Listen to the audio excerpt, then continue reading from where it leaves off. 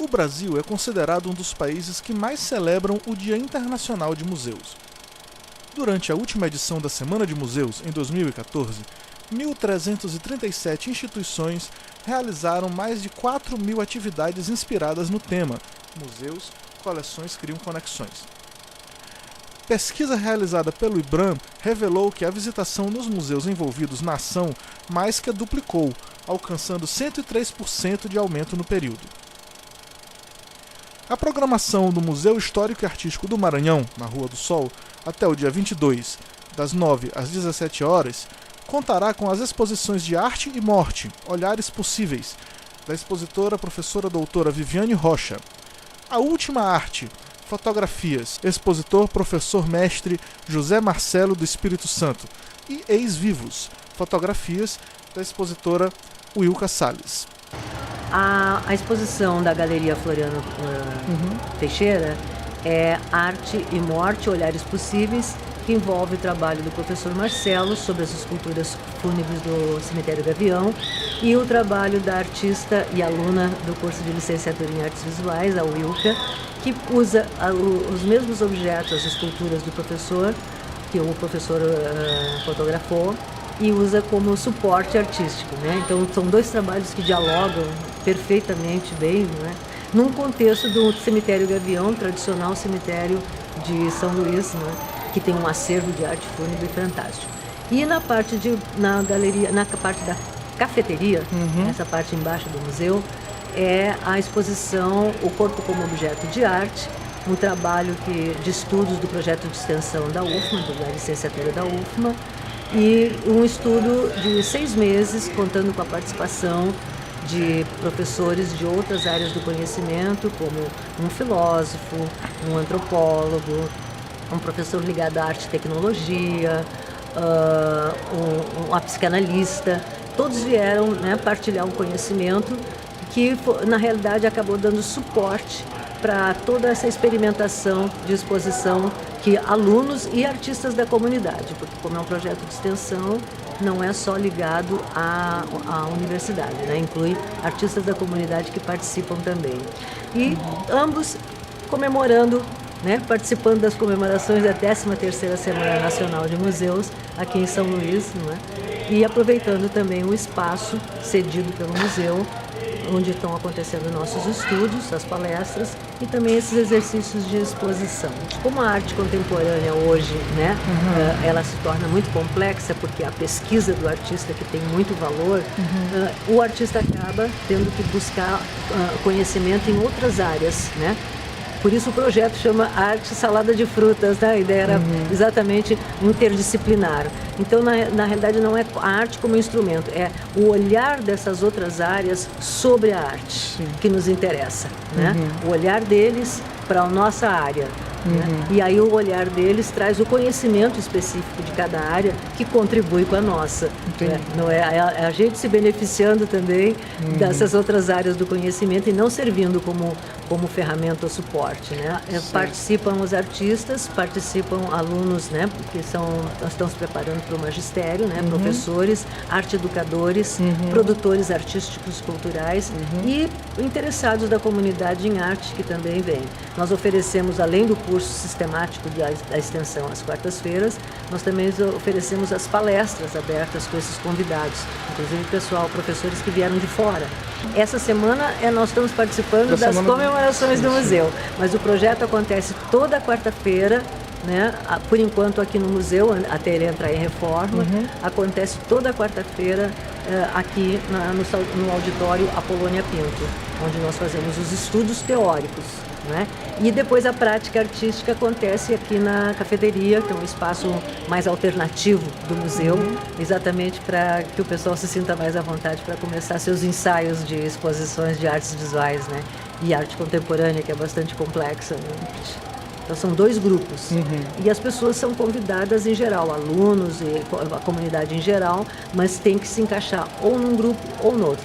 Ou então fica um pessoal que participa apenas das palestras, né, que trazem também um conhecimento, porque a nossa preocupação também é com formação de plateia, para a arte contemporânea, né? O pessoal está tão acostumado já a ir atrás de uma exposição querendo encontrar aquilo que sempre encontrou, e não é isso que acontece mais com a arte contemporânea, né?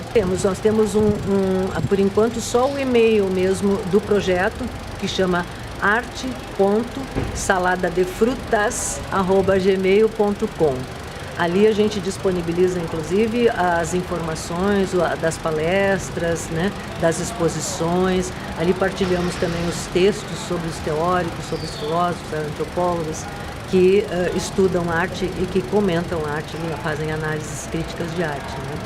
As diferentes formas que o escultor, em seus diferentes momentos de produção, inseridos na sociedade, ou como ele faz essa leitura dessa temática, a questão da morte, na escultura, voltada a uma produção escultórica. Essa é a ideia da exposição. Dentro dessa abordagem, desse acervo, não se resume a apenas as peças, né, que foram fotografadas ou que estão expostas aí nessa exposição fotográfica, mas na verdade foi feita uma pesquisa maior junto ao acervo escultórico do Cemitério do Gavião, que nos permitiu fazer uma análise de 3 momentos, ou numa primeira aproximação, a classificação de um acervo de 3 momentos distintos da história da cidade de São Luís. Então, o primeiro deles, especificamente ligados aos túmulos mais antigos, ou seja, anteriores à proclamação da República, à proclamação da escravatura, e diretamente voltados a certos modelos da Academia Europeia de Artes Visuais, e com peças diretamente importadas da Europa. O segundo momento, que é o que eu chamo de momento positivista, é muito voltado à questão do ideário republicano no país. Então são túmulos sem imagem, apenas com símbolos que evocam a morte, sem a questão escultórica da figura humana. E o terceiro momento, muito mais ligado à produção da arte nacional, especificamente às regras da Academia Nacional de Belas Artes do Rio de Janeiro, e aí sim, já com escultores maranhenses presentes no acervo, esculturas que vinham de São Paulo e Rio de Janeiro, não mais apenas importadas da Europa. Essa é uma primeira aproximação que o trabalho acabou, ou que se permitiu fazer com o trabalho. O acervo escultórico, apesar de em outras capitais, nós tivemos escultores, né, inclusive escultores maranhenses ligados à corrente moderna, que produziram para cemitérios em São Paulo, em Belém, Rio de Janeiro, mas não aqui no Maranhão. Certo? Na verdade, no cemitério, a grande temática é a morte, e de como a morte ela conversa com os vivos. Isso é a base do pensamento artístico que envolve, em diferentes momentos, esse acervo escultórico presente, esse acervo artístico presente, não só no Gavião, mas como em todos os outros cemitérios. E apesar de hoje parecer um cemitério elitista, na verdade era o principal cemitério da cidade. As dimensões da cidade de São Luís no século XIX fizeram com que esse cemitério surgisse a partir de surtos de varíola, ou seja, que aumentou, né, a necessidade de forma significativa de um novo espaço, de um novo Campo Santo na cidade. Então não existem distinções de classe. Ali existiam desde operários até os intelectuais, as principais figuras políticas da cidade ou da sociedade com mais dinheiro ou com menos recursos financeiros, de fato estão lá. Mas essa diferenciação ela se dá muito mais pela grandiosidade do túmulo, mas não necessariamente espacialmente. O cemitério ele era o cemitério da cidade de São Luís como um todo. E ela, dentro dessa relação que diz respeito ao como o artista interpreta a morte, os túmulos são muito mais carregados de uma simbologia muito grande, mas sem elementos diferenciadores de aqui está uma criança, ou aqui está uma mulher, isso não acontece. O que a gente não podemos esquecer é que, mesmo com essa separação explícita dentro do positivismo de política e religião, mas a República e o Brasil continuaram naquele momento cristãos, católicos. Então o que acontece nesse aspecto, desse afastamento do positivismo da questão religiosa, é a limpeza de símbolos cristãos, mas não de símbolos religiosos. Ou seja, a cruz ela aparece como uma marca da religiosidade daquele personagem que está sepultado naquele local. Então, o que eram símbolos, muitos elementos que carregavam uma simbologia, como a coruja, a ampulheta, o morcego, né, a tocha invertida, a coluna quebrada, no período republicano, isso apenas vão ser trabalhados símbolos que representam ali está sepultada uma pessoa. Então a cruz, a lápide com inscrições. O máximo de representação era a questão que o próprio positivismo também favorecia, que era o conhecimento. Então um livro aberto onde a verdade estava registrada, uma passagem, uma citação, que podia ou não ser tirada do Evangelho. Aí, no momento seguinte, é que essa informação cristã e religiosa volta com muita força, que é o terceiro momento, aí sim, a figura de Cristo nas diferentes situações, aparece o santo, a pietà, ou seja, diferentes temas ligados ao cristianismo, né, apostólico romano, vamos chamar assim. Essa simbologia, antes de ser da maçonaria, ela é uma herança quase que arquetípica da sociedade ocidental. Então aqueles símbolos que a maçonaria utiliza, na verdade, são utilizados desde a antiguidade. Não são símbolos da maçonaria, são símbolos da cultura ocidental e que a maçonaria se apropriou, agregando alguns elementos. Sim, com certeza vários, mas ali por ser um espaço, um cemitério ligado à igreja, né, essa simbologia estava muito mais ligada aos elementos ligados à morte, à ressurreição, à ascensão aos céus, à passagem do tempo, à efemeridade da vida. Não a questão política ou filosófica, né, daquele personagem. Na verdade, quando a gente fala, o interesse surgiu a partir de uma pesquisa sobre arte pública na cidade de São Luís, os monumentos. A partir desse acervo a céu aberto, chegou-se ao cemitério do Gavião e, na verdade, já num recorte mais específico desse olhar sobre esse conjunto, tem o interesse em compreender como o artista, ele de formas diferenciadas e explicitamente refletindo o seu meio social, ele aborda o tema da morte. Então, essas diferenças que estão resumidas aí em 3 momentos, elas estão misturadas dentro do cemitério. Então, esse foi o interesse primeiro na construção desse acervo fotográfico. Porque na seleção das fotos que iam conversar agora com as obras da Wilka, com as fotografias dela, a ideia desse recorte foi, de fato, poder dar preferência às imagens que trabalhavam também a questão do corpo. Então, tanto que tem pouquíssimas imagens desse período republicano, da simples lápide, da simples cruz, e também foram retirados o que eram as diferentes representações do Cristo, dos santos, de uma forma mais ampla. A questão do corpo entra porque é o último momento dessa classificação, onde a vida se reinsere no espaço da morte. Então, na verdade, os mortos conversam com a gente através dessas obras. E essa é uma ideia do cemitério, né, do final do século XIX e que vai, de uma forma muito tardia, permanecer em diferentes campos santos até hoje ainda. Ou seja, através da arte como linguagem, o tema morte e vida, eles se misturam e acabam perpassando por essa questão da presença do corpo no bronze, na pedra, e que intencionalmente trazem a questão da beleza, da sensualidade, porque isso faz parte da vida. Então isso é uma forma de tocar o visitante, o familiar, aquele que vai prestar uma homenagem ou que vai prantear o seu falecido. Ex-Vivos trata-se de uma pesquisa em arte, na qual se trabalha com o erotismo, morte, e dentro dessa perspectiva, sem querer falar que se distanciaria do corpo, porque a gente pode dizer que o corpo é erótico, e dentro disso tudo retrata o erotismo e a morte com o corpo na arte contemporânea. A gente pode dizer que o corpo ele vai como suporte ali, digamos, nessas performances que são ações contemporâneas dentro dessa linguagem que a gente está falando, é que o corpo existe um erotismo, né? E da medida que existe esse erotismo, poderia não ser só mostrado o corpo nu, digamos assim, mas para mostrar essa base, digamos. Então, para apresentar a exposição Ex-Vivos, primeiro eu preciso falar sobre a performance, que é uma linguagem contemporânea, não só contemporânea por se tratar ou por começar a partir da década de 80, mas por ser uma linguagem que você pode utilizar vários elementos, não só da nossa área de conhecimento, das artes visuais, mas também de outras áreas dos conhecimentos, da antropologia, filosofia, enfim.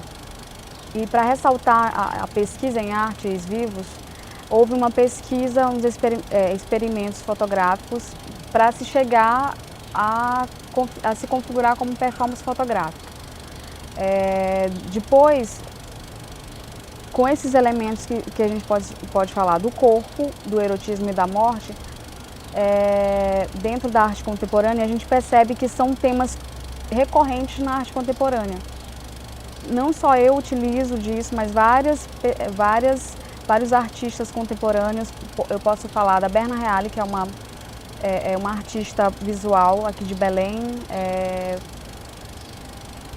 A Louise Bourgeois também trabalha há anos com isso e infelizmente faleceu, mas que trabalhou a temática da morte, das relações dela com a vida, que são coisas realmente, como o professor Marcelo havia dito, sobre morte e vida, que são ciclos nossos, né? São ciclos que você vai alinhavando no decorrer da humanidade. Então são questões sociais também, tipo, digamos que o erotismo existe, né? A gente pode dizer que erótico é a vida, então já que existe isso, então é inevitável não mostrar num espaço que cessou, ali não existe mais a possibilidade de existir o erotismo. Então, na verdade, foi mais uma forma de interpelar o público ou fazer uma provocação também, talvez social, pela essa questão da banalidade também da vida, por questões